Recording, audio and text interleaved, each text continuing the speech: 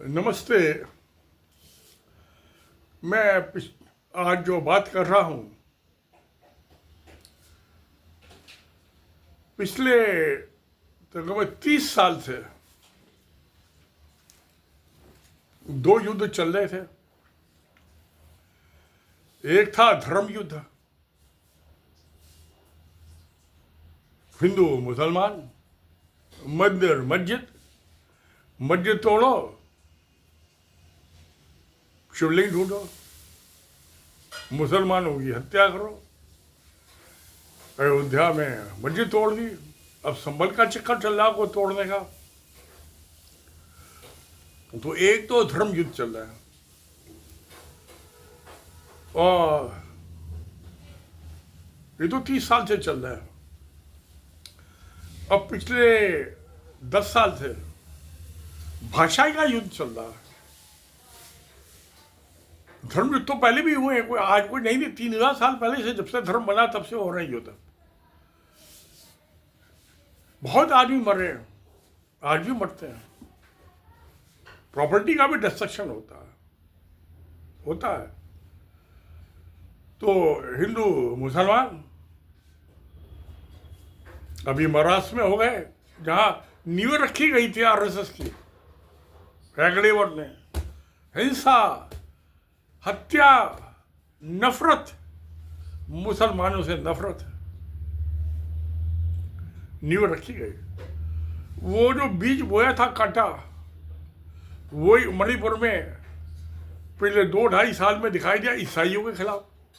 250 उनके चर्च तोड़ दी, मस्जिद तो 2-4 तोड़े, ईसाइयों के तो बहुत तोड़ दिए, 250 से ज्यादा।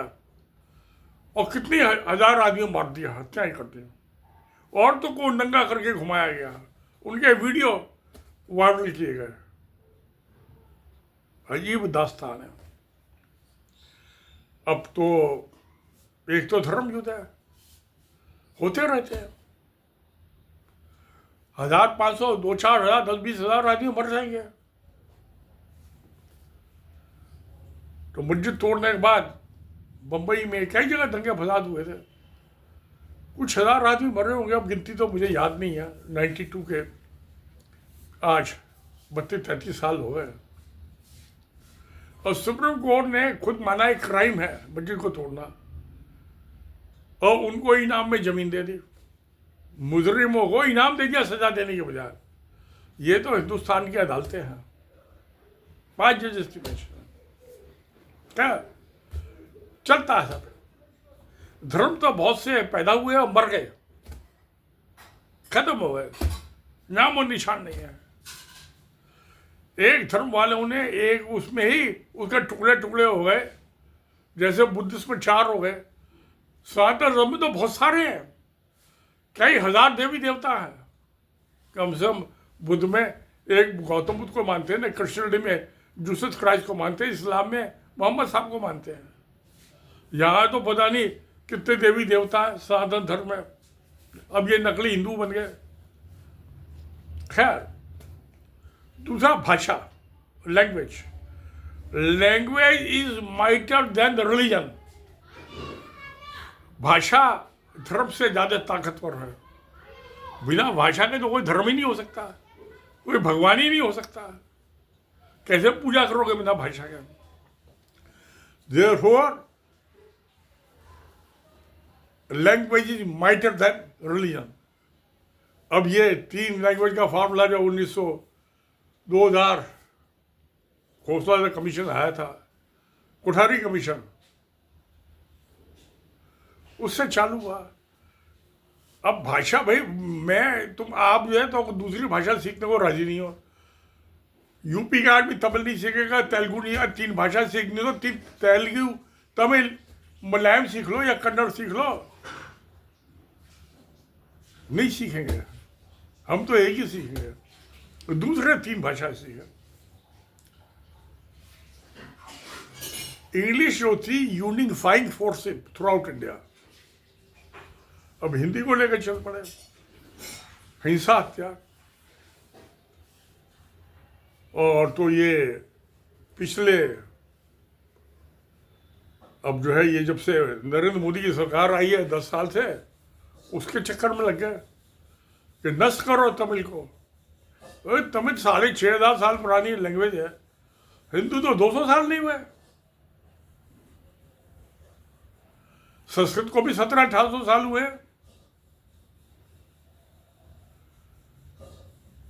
चलो लड़ लो, लड़ना तो लड़ो।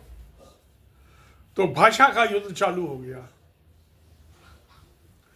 तीसरा युद्ध आर्थिक, पैसे का। पैसा, रुपया सबसे बड़ा, ना अपना बाप ना भैया, सबसे बड़ा रुपया। ये जो है अरविंद केजरीवाल, इसने कहा कि हम राजनीति को, पॉलिटिक्स को बदलने आए हैं, पॉलिटिक्स हमें नहीं आती, हम नहीं करते, सबको मुफ्त मार दो, रेवड़ियां मार दो। मोदी कहता है रेवड़ियों की कल्चर। अरे भाई, जब पैसा नहीं होगा सब मुफ्त मार दिया, और तो 2,500 रुपये दे दिया हर महीने, 85 करोड़ आदमियों को मुफ्त राशन दे दिया, 5 किलो राशन, तो इन्वेस्टमेंट के पैसा कहाँ से बचेगा? आपने पहले 14-15 हज़ार करोड़ होता था सीक्रेट फंड, रॉ के लिए, सीबीआई के लिए, आईटी के लिए, और जो ये एनफोर्समेंट डायरेक्टरेट है, और क्या नाम है ये इकोनॉमिक जो होते थे इनकम टैक्स से, DRI, डायरेक्टर रेवेन्यू इंटेलिजेंस, तो 14-15 हज़ार करोड़ होते। अब 24-25 के बजट में नरेंद्र मोदी को 68,000 करोड़ कर दिया जासूसी के लिए। उनका इस्तेमाल हो रहा है। कनाडा में हिंदू सिखों को लड़ा दो, इंग्लैंड में हिंदू सिखों को कभी लड़ा दो, कभी हिंदू मुसलमानों को लड़ा दो, कभी अमेरिका में पन्नू की हत्या के अटेम्प्ट में $1,00,000 दे दो, उधर निजर की हत्या करा दो, ऑस्ट्रेलिया में दंगा फसाद करो। तो ये जो 68,000 करोड़ जो बजट में है, अरे भैया दंगे फसाद में हिंदुस्तान में दंगे बाहर के मुल्कों में भी करवा रहे हैं। ये सीक्रेट फंड का इस्तेमाल हो रहा है। जितने भी बजट आए मैं देख रहा हूँ, मैं बजट ऑफिसर भी रहा अपने डिपार्टमेंट में कुछ साल, 2 दफ़े ट्रेनिंग पे भी गया था। मैं 85 में गया था एक दफ़े ट्रेनिंग पे, जीरो बेस बजट आया था राजीव गांधी के टाइम में। वो कार्टर थोड़ी था, जिमी कार्टर थोड़ा जीरो बेस बजट लागू नहीं हुआ। क्या ट्रेनिंग तो मैं लेके आया 2 दफ़े। तो अब क्या हो रहा है इसका कि मुफ्त मार दो तो इकोनॉमिक पोजीशन में इन्वेस्टमेंट नहीं बचेगा, तो इकोनॉमिक एक्सपेंशन कैसे होगा? वो नहीं हो सकता। गरीबी बढ़ेगी, बेरोजगारी बढ़ेगी। आज एनफोर्समेंट डायरेक्टरेट वाले छापा मारते इंडस्ट्री वाले पे, लाओ जी इलेक्ट्रोल बॉन्ड परचेज करो, PM केयर फंड में पैसा दो, RSS को पैसा दो, तो कभी एनफोर्समेंट डायरेक्टरेट वाले पहुंच जाए, कभी CBI वाले पहुंच जाए, कभी टैक्स डिपार्टमेंट, वो कभी मैं फैक्ट्री बंद कर देता हूँ। तो मैं पैसे से पैसा कमाता हूँ, शेयर मार्केट में लगा दिया पैसा, गोल्ड परचेज कर लिया, सिल्वर परचेज कर लिया, तो आदमी को रोजगार नहीं मिल रहा।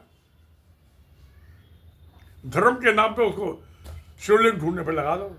अब महाराष्ट्र में वो कब्र खोदने के लिए दंगे फसाद करा दिए। अरे मुर्दा 300 साल पहले दफन हुआ था, उसकी तो हड्डी भी नहीं मिलेगी वहां पे। औरंगजेब की, और चीफ मिनिस्टर भी लगा हुआ उसमें। जैसे मणिपुर में चीफ मिनिस्टर कहता बम मारो, हिंदू जो है ईसाइयों पर बम मारो, उसकी वो क्या नाम, उसका वीडियो रिकॉर्डिंग दे दी सुप्रीम कोर्ट को, कहते फोर्सली ऑडिट कराओ। कुछ नहीं होना, मार दो बम ईसाइयों को। 6,000 हथियार उनको दे दिए हिंदुओं को कि मारो इनको ईसाइयों को। तो ये तो धर्म युद्ध हो गए। तो एक तो है धर्म युद्ध, हिंदू मुसलमान, हिंदू ईसाई, हिंदू सिख। दूसरा ये भाषा का युद्ध, भाषा युद्ध, कि सबको हिंदी पढ़ो नहीं तो मारो। तीसरा हो गया आर्थिक युद्ध, सबको मुफ्त दे दो। जो पॉलिटिक्स बदल दी अरविंद केजरीवाल ने। तो जो RSS जो था हिंदू को लेके चल रहा था पिछले 99 साल से, दंगा करा दिया। जो उसका प्रचारक था नरेंद्र मोदी और अमित शाह ने, अमित शाह तो नहीं था प्रचारक, वो तो जैनी है, वो हिंदू थोड़ा है। तो दोस्तों ये हो रहा है। तो क्या ये जो 3 युद्ध चल रहे हैं, धर्म युद्ध, भाषा युद्ध, आर्थिक युद्ध, कमाए साउथ इंडिया वाले, खाए यूपी बिहार मध्य प्रदेश और राजस्थान वाले।